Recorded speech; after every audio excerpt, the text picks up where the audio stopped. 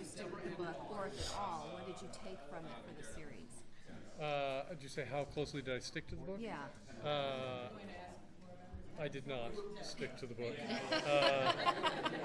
The book, when the producers of Atomic Monster, James Wan's company, came to me, they said, "Hey, do you have any interest in adapting this book?" And I read the book, and I went, "Well, this isn't my cup of tea."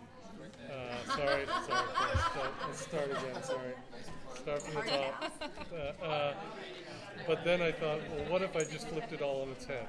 What if I took everything that was big and made it small? What if I took the cast of an entire town and made it about 3 families? What if I took the location of an entire town and made it a secluded farm? And it all kind of came together. And so it was about keeping the conceit and some of the ideas that inspired me, but everything else went out the window. And none of that would have worked if Atomic Monster hadn't been on board with that. And really none of that would have worked if Robert McCammon, who wrote the book, wasn't on board with that. So I had conversations with him, and I said, "You're a maximalist writer, I'm a minimalist writer, this is what I want to do." And, to his credit, he was on board. He came to set, he had a blast. Yeah, does that answer your question? Yeah, absolutely. So, horror has a lot, it's very well known for having a lot of feminist themes, and feminism feel like the storylines are like strong female characters, last girl standing. Do you think that there are any feminist themes in this show, and why is it that you think that, if you feel this way, that horror may lend itself into these types of feminist themes? Me or you? Both of you guys. You first. Sorry, complicated question. Well, it's funny because I don't write. I don't think about politics or isms. I just write characters and then put them in situations. But I think that horror lends itself to something like that because it's a way to kind of. It's not real life, and it's a way to break it down. And there are, and granted, in our show, I hope there are some real life complications and obstacles and conflicts between people. But you're kind of doing a larger than life version of that. So you can say, this Maggie's character, look how strong she is because she can deal with this, and you get to see what that is right in front of you, and it's big and scary. It's not having to navigate something that's subtext or something that's mentioned in the side. It's something right in front of her that's impossible, yet we can identify with it. I don't know. That was Rambling. That was I thought we were friends. We Nope. just pretend. Yeah. No, I mean, ultimately, it really, I guess, is a bit of a feminist story. I mean, And who better to tell it? who better to tell it than I'm kidding. Ian? I'm joking.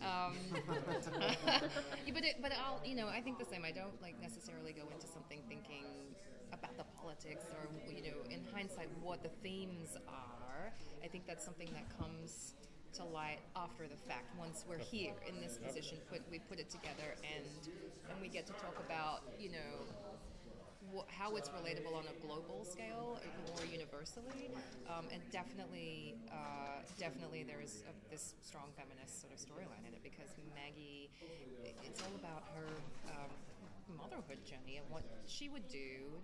What lengths do you go to protect your children, and what lengths do you go to carry an emotional burden for yourself, for everybody around you, and what mask do you put on to pretend that you're strong enough that you can handle things until you crumble, and then you put yourself back together again and you keep going, and you see this woman steadily handle and acknowledge and accept and fall and go back again and ultimately fight and protect and make the hardest decisions of her life.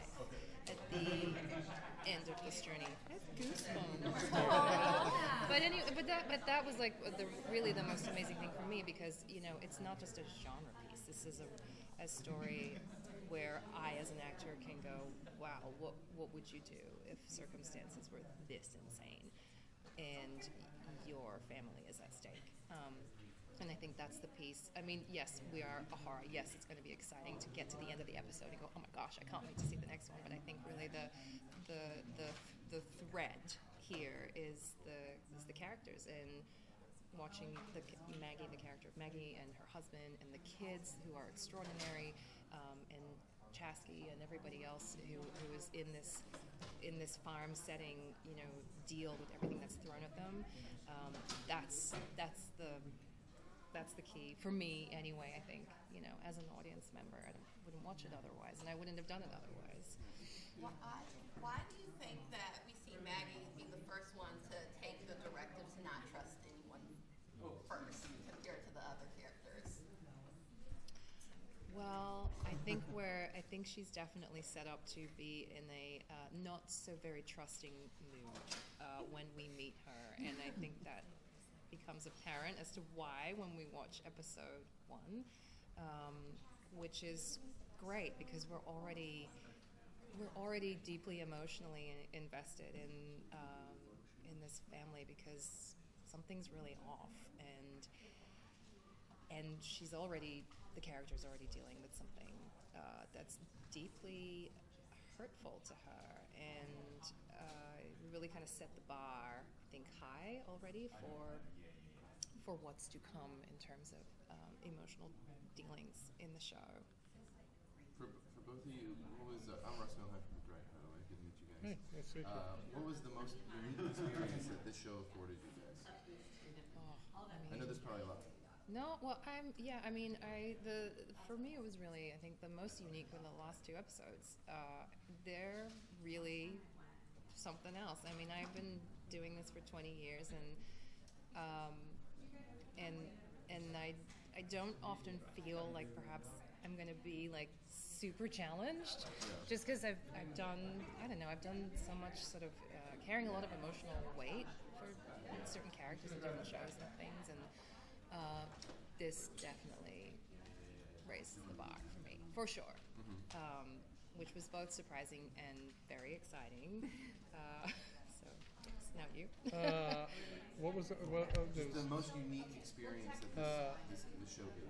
I would say the entire experience, because this is my first show. As you can tell, I am not a spring chicken. And the most unique thing about it was that I had really high expectations of what I wanted the experience to be.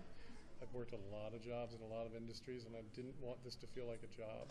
And it exceeded every single expectation. It was the hardest job I've ever had, but it was also the best job I've ever had. So yeah, the whole thing was unique.